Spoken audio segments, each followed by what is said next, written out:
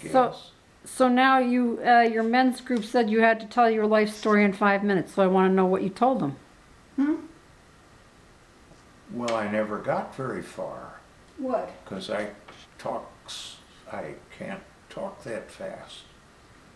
Okay, so what'd you say in 5 minutes? Well, I told them where I was born and about my father being with the YMCA in the First World War. The YMCA's handled the prison camps. That seemed to be interesting to me. And I think I got through college and then they cut me off. That's about it.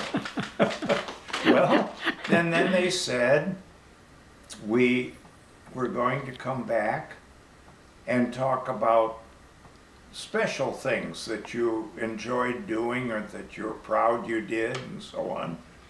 So I'm ready for that. But a lot of the guys didn't get very far.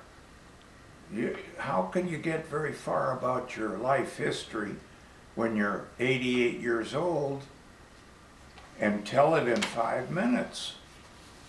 Okay, so what are you ready to say when they ask you what you're especially enjoyed or proud of?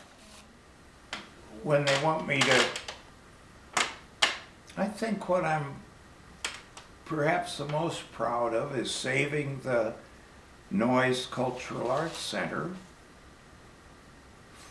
To make it a cultural arts center, it was a grammar school that went out of business when there were fewer kids going to school. And I was very proud of that. That was a very big... Yeah, it was important.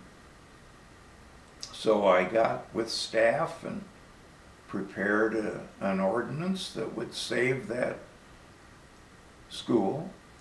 The city bought the schools to help the school district. The city bought the schools from them and then took charge of what they would do with them. And it seemed to me that saving it for a cultural arts center was a great idea. Well, it has panned out to be that. So I'm proud of that.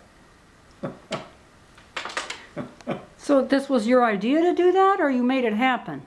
No, what happened was that Jay Lytle, the mayor at that time, said, we've never really sent anyone to the League of Cities big conventions.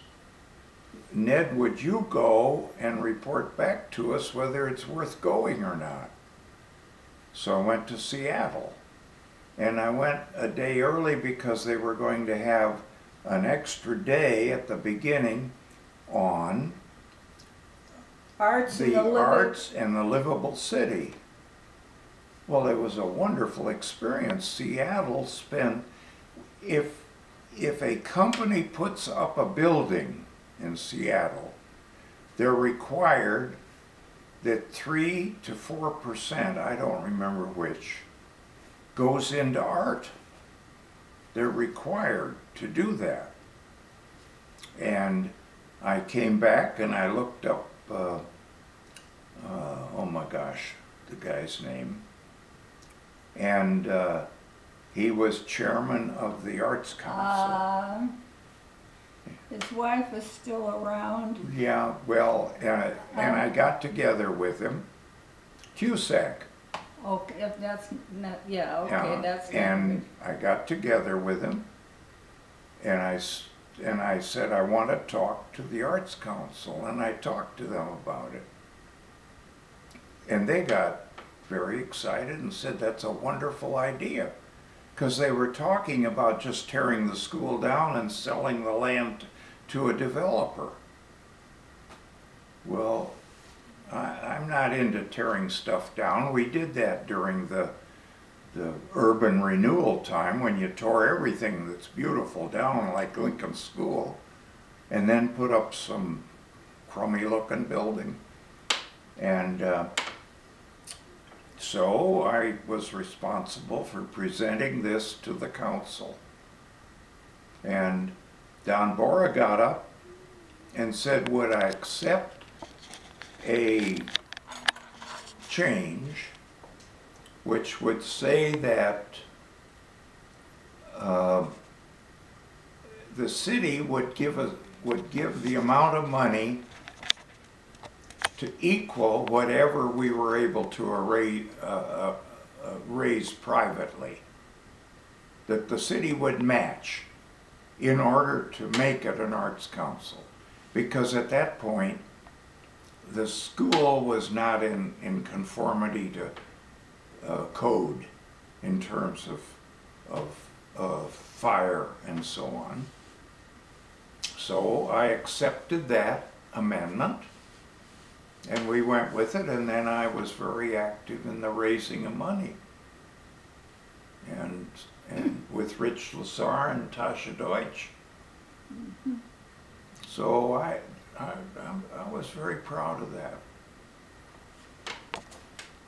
End of the story. Thank you.